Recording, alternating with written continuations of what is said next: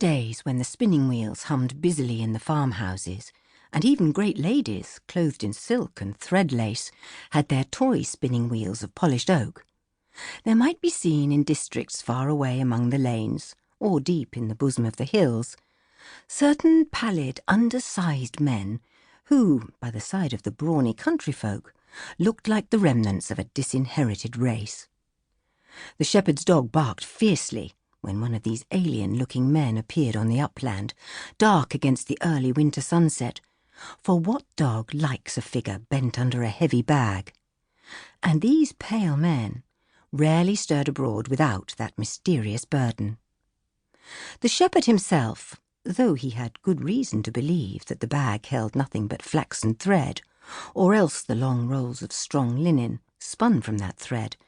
was not quite sure that this trade of weaving, indispensable though it was,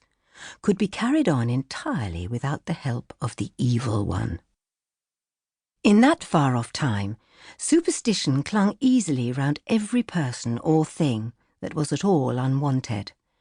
or even intermittent and occasionally merely, like the visits of the peddler or the knife-grinder.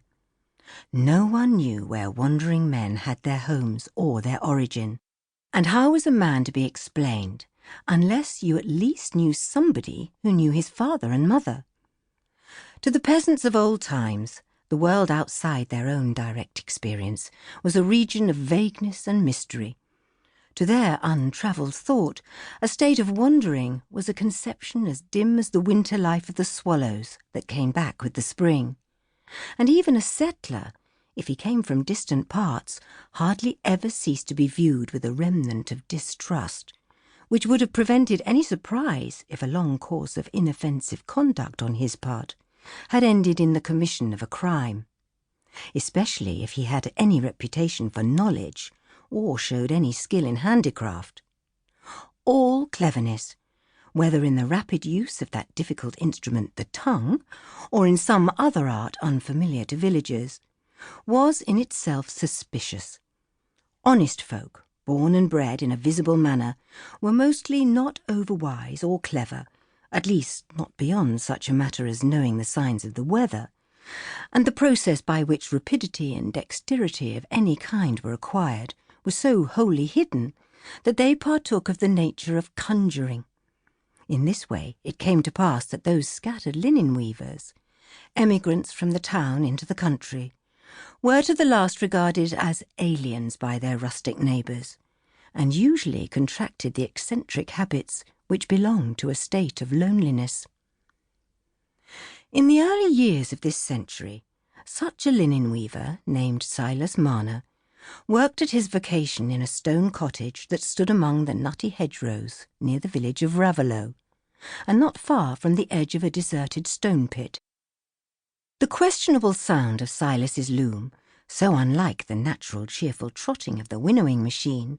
or the simpler rhythm of the flail, had a half-fearful fascination for the Raveloe boys, who would often leave off their nutting or bird's nesting to peep in at the window of the stone cottage, counterbalancing a certain awe at the mysterious action of the loom by a pleasant sense of scornful superiority drawn from the mockery of its alternating noises, along with the bent treadmill attitude of the weaver. But sometimes it happened that Marner, pausing to adjust an irregularity in his thread,